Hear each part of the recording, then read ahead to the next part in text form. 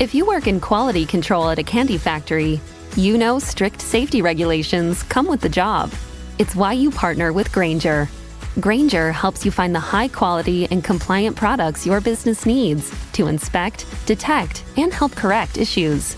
And the sweetest part is, everyone gets a product that's as safe to eat as it is delicious. Call 1-800-GRAINGER, click Grainger.com, or just stop by. Grainger, for the ones who get it done. This is SpaceTime, Series 28, Episode 28, for broadcast on the 5th of March 2025. Coming up on SpaceTime, how our solar system's journey through Orion may have altered Earth's climate. Have scientists been wrong all along about why the red planet Mars is red? And NASA's Europa Clipper mission swoops past the red planet on its way to Jupiter. All that and more coming up on SpaceTime. Welcome to SpaceTime with Stuart Gary.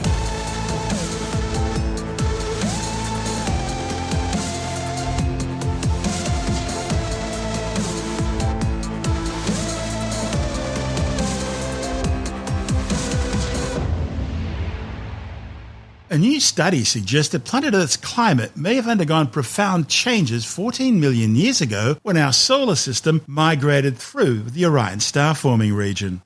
Located some 1,500 light-years away, the Orion Nebula Messier 42 is still the largest nearby stellar nursery to the Earth, and it's easily visible in the Orion constellation with the unaided eye, looking like a fuzzy middle star in Orion's sword. Now, new research reported in the journal Astronomy and Astrophysics suggests that the solar system traversed the Orion star-forming complex, a component of the Radcliffe Wave galactic structure, about 14 million years ago. Now, the idea is this journey through such a dense region of space could have compressed the heliosphere, the Sun's protective atmospheric bubble around our solar system. In the process, it would have increased the influx of interstellar dust, and that potentially could have influenced Earth's climate, even leaving traces in the planet's geological records. The study's lead author, Ephraim Marconi from the University of Vienna, says the solar system's journey through the Milky Way takes it through varied galactic environments, sort of like a ship sailing through varying conditions at sea. Marconi says the Sun would have encountered a region of higher gas density as it passed through the Radcliffe Wave in the Orion constellation. Using data from the European Space Agency's Gaia mission combined with spectroscopic observations, Marconi and colleagues pinpointed the solar system's passage through the Radcliffe Wave in the Orion region to roughly 14 million years ago. The Radcliffe Wave is a vast thin structure of interconnected star-forming regions, including the renowned Orion complex. Marconi says we passed through the Orion region just as well-known star clusters like NGC 1977, NGC 1980 and NGC 1981 were forming. And the increased dust from this galactic encounter would have had several effects. It may have penetrated the Earth's atmosphere, potentially leaving traces of radioactive elements from supernovae in the geological records. The research indicates the solar system's passage through the Orion region occurred between approximately 18.2 and 11.5 million years ago, with the most likely time being between 14.8 and 12.4 million years ago. Now, this time frame aligns well with the Middle Miocene climate transition. That represented a significant shift from a warm variable climate to a cooler climate, and it led to the establishment of a continental-scale prototype Antarctic ice sheet configuration. While the underlying processes responsible for the Middle Miocene climate transition are not entirely identified, the available reconstructions do suggest that a long-term decrease in atmospheric greenhouse gas carbon dioxide concentrations is the most likely explanation, although with large uncertainties. However, this new study highlights that interstellar dust related to the crossing of the Radcliffe Wave might have impacted Earth's climate as well, and potentially played a role during this climate transition. But the thing is, to alter Earth's climate, the amount of extraterrestrial dust that fell on the Earth would have needed to be much bigger than what the data suggests so far. Marconi says future research will need to explore the significance of its contribution. Now, it's crucial to note that this past climate transition and current climate change which we're going through now are not comparable, since the Middle Miocene climate transition unfolded over timescales of several 100,000 years. Now, in contrast, the current global warming evolution is happening at an unprecedented rate over decades to centuries, and it's due to human activity. This is SpaceTime. Still to come, have scientists been wrong all along about why the red planet Mars is red? And NASA's Europa Clipper mission swoops past the red planet on its way to its encounter with Jupiter. All that and more coming up on SpaceTime.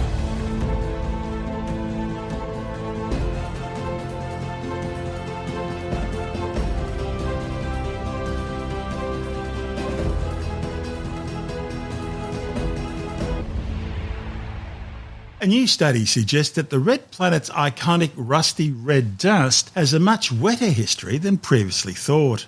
A new report in the journal Nature Communications claims Mars rusted earlier in the planet's ancient past when liquid water was far more widespread.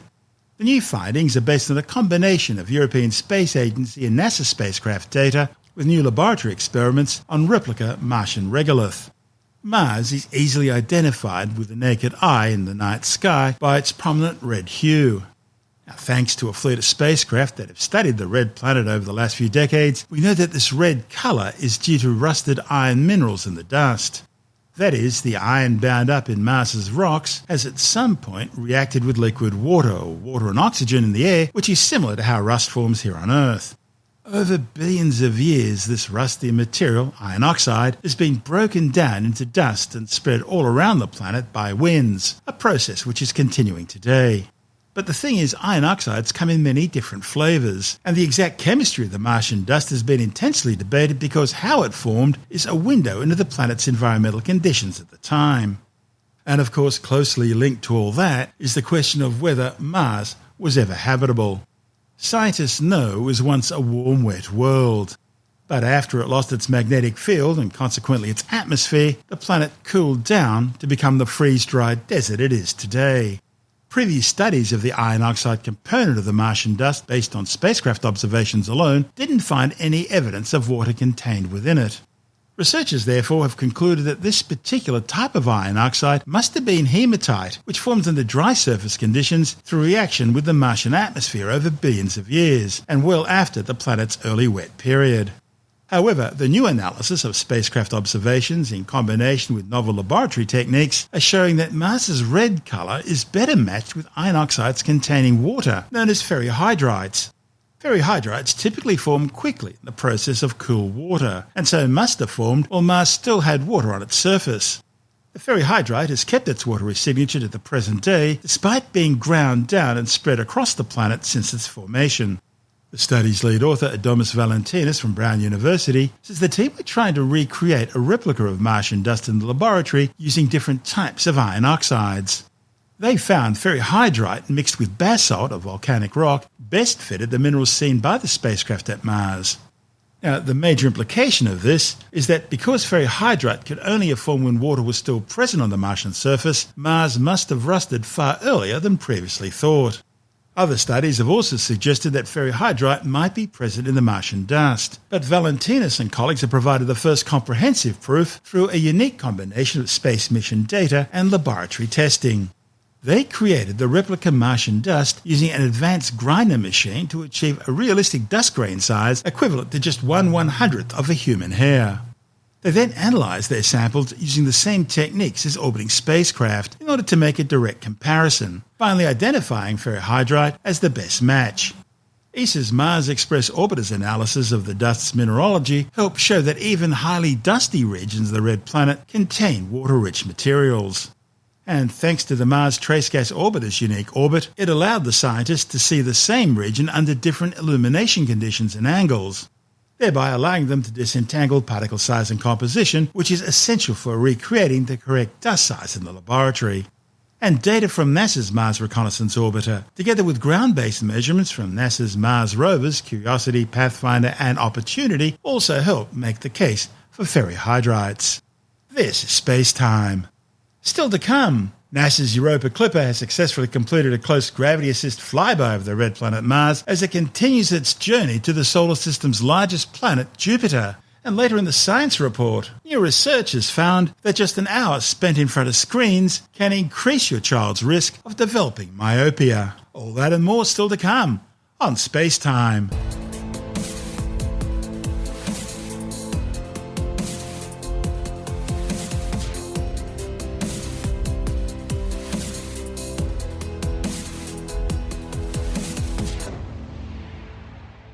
NASA's Europa Clipper mission has successfully completed its close gravity assist flyby of the red planet Mars as it continues its journey towards the solar system's biggest planet, Jupiter.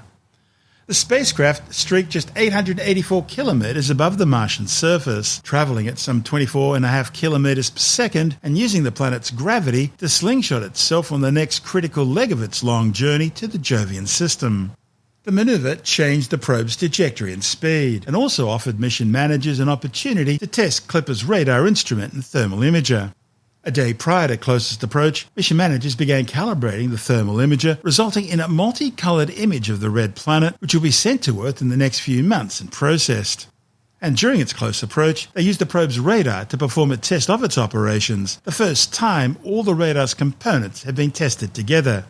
See, the radar antennas are so massive and the wavelength they produce is so long that it simply wasn't possible for engineers to test them before launch. As the spacecraft left Mars, its velocity slowed slightly to 22.5 kilometers per second.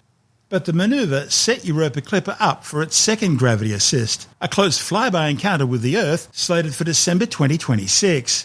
That'll increase its velocity again, sending it to the outer solar system and its encounter with Jupiter and its icy moon Europa in April 2030. Europa Clipper launched from the Kennedy Space Center in Florida on October the 14th last year aboard a SpaceX Falcon Heavy rocket, embarking on a 2.9 billion kilometer journey to Jupiter, which is 5 times further away from the Sun than the Earth. Without the gravity assists from Mars and Earth, the 6,000-kilogram spacecraft would require additional propellant, which adds weight and cost, or alternatively, it would have needed to take a much longer, more circuitous route. Mission managers sent the spacecraft on an initial trajectory, which left some buffer around Mars so that if anything went wrong in the weeks after launch, Europa Clipper wouldn't risk impacting the red planet. They then used the spacecraft's engines to veer closer to Mars in what are called trajectory correction maneuvers, or TCMs. Mission controllers performed 3 TCMs to set the stage for the Mars gravity assist, one in early November, another in late January, and the third back on February the 14th. They'll conduct another TCM around the middle of this month in order to ensure the spacecraft's on track, and are likely to conduct additional ones, upwards of 200 throughout the mission, which is likely to last until 2034. This report from NASA TV. Everywhere on Earth that there's water, there's life. We have several ocean worlds in our solar system. And by exploring Europa, we're getting a taste of what these ocean worlds are like. Europa is one of the moons of Jupiter. It's about the same size as our own moon, a little bit smaller, but it's so much different. It's an ice world. Europa probably has beneath its icy surface a global ocean of water. We think there are thermal vents in this vast subsurface ocean. There may be primitive organisms there, similar to the original primitive organisms on Earth from which we all evolved. When we first discovered hydrothermal vents on our seafloors on the Earth, we also discovered life. There was no sunlight that was penetrating down that deep, but yet there was life living there. On Europa, we're not looking for life itself, we're just looking for an environment in which life could thrive. I just love Europa's surface. I think it's one of the most complex surfaces in our solar system. Typically, when you look at another planetary surface, it's covered with craters, just like our moon. There are very few, shockingly few impact craters. So that means something is going on to erase the craters, just like happens here on Earth, and on Earth we call that geology. One of the key questions right now that we have about Europa is whether or not there's plume activity. Plumes are one way that you can definitely get ocean material to the surface. We really need a spacecraft in the system that's watching Europa to see when those plumes are happening, if they're happening. The Europa Clipper mission will be the first in-depth exploration of an ocean world.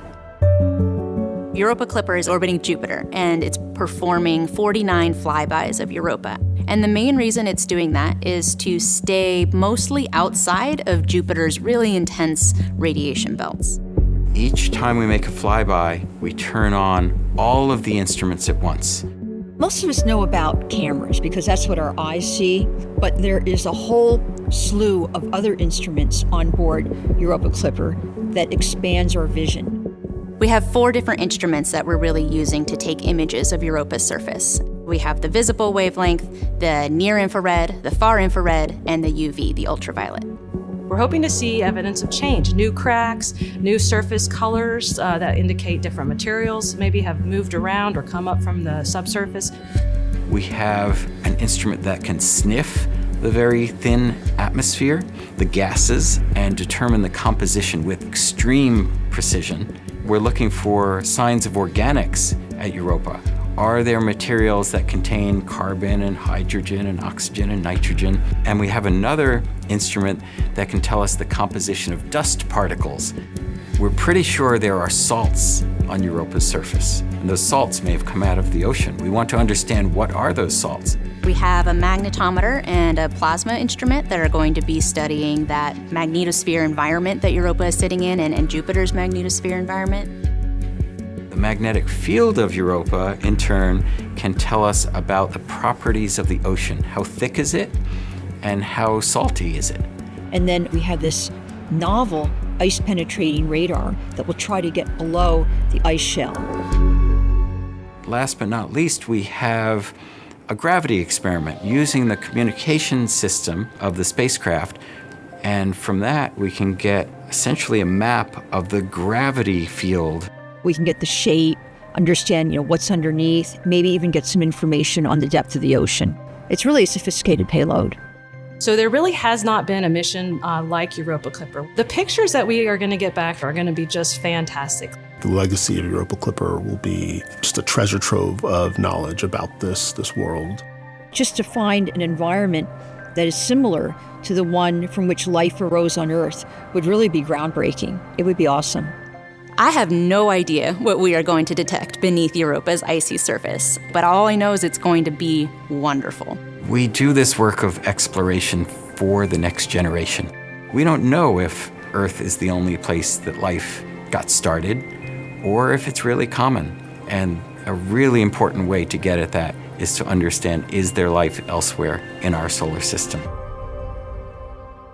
And in that report from NASA TV, we heard from Europa Clipper project scientist Robert Pappalardo, Europa Clipper deputy project scientist Bonnie Baratti, Europa Clipper staff scientist Kate Croft from the Johns Hopkins Applied Physics Laboratory, Europa Clipper staff scientist Erin Leonard, and Europa Clipper investigative scientist Sean Brooks. This is SpaceTime.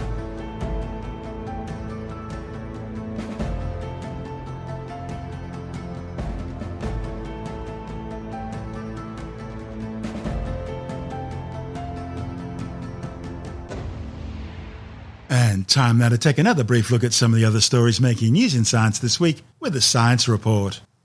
A new study warns that the world's strongest ocean current, the Antarctic circumpolar current, is projected to slow down, and that slowdown could completely change the dynamics of the Great Southern Ocean, throwing off weather patterns and changing life for fish and other animals.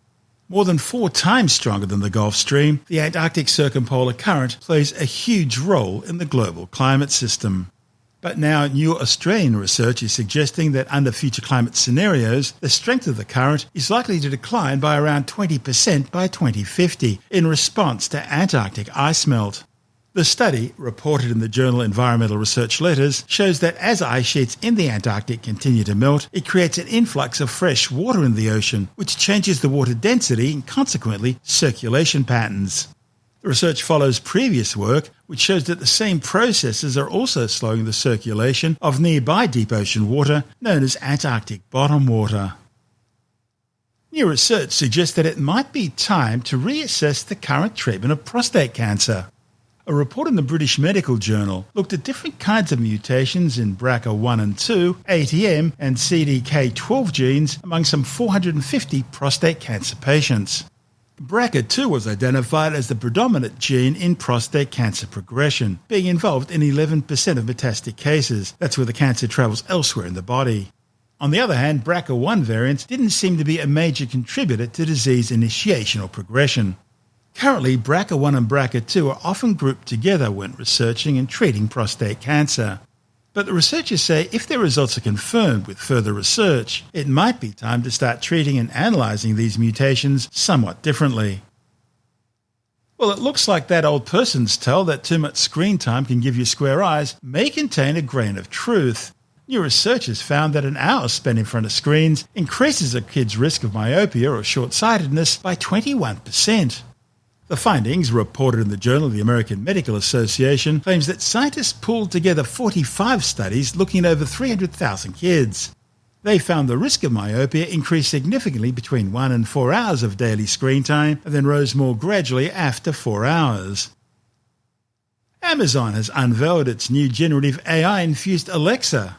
With the details, we're joined by technology editor Alex Zaharov-Reutt from TechAdvice.life. Amazon has completely revamped its Alexa assistant. Now, it's going to launch in the next few weeks in the US and in waves in the coming months in the rest of the world. And it will start with the Echo Show 8, 10, 15, and 21. And it's called Alexa Plus. They're saying it's the next generation of Alexa. So think of it as Alexa 2.0. They say she is smarter, more conversational, more capable. It engages in natural, flowing conversations that feel genuine, making it more similar to ChatGPT. That's the gold standard. And it understands context and meaning, creating seamless interactions with no precise Alexa language. So, it's free-flowing. And it's personalized, so it learns from you, and obviously the more you use it, the more personalized it gets. It understands everything from your favorite entertainment to your family's dietary preferences, allergies, and weekly traditions. You can get things done. It can handle things for you like date planning or gift shopping or travel arrangements, study help. So this is the long-awaited upgrade. And there are 600 million Alexa devices now there in the marketplace that can take advantage of this. So this will come pretty soon. And finally, the promise of the artificial assistants, Siri and Alexa and Google Assistant, that we sort of thought was being launched a decade ago. Well, a decade later, it's finally happening. That's Alex Zaharov-Reutt from TechAdvice.life.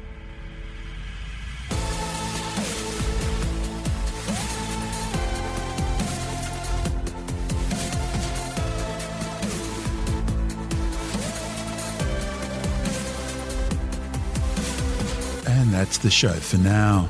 SpaceTime is available every Monday, Wednesday and Friday through Apple Podcasts, iTunes, Stitcher, Google Podcast, Pocket Casts, Spotify, Acast, Amazon Music, Bytes.com, SoundCloud, YouTube, your favorite podcast download provider, and from spacetimewithstuartgary.com.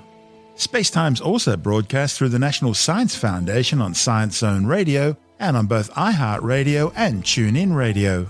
And you can help to support our show by visiting the SpaceTime store for a range of promotional merchandising goodies, or by becoming a SpaceTime patron, which gives you access to triple-episode commercial-free versions of the show, as well as lots of bonus audio content which doesn't go to air, access to our exclusive Facebook group, and other rewards.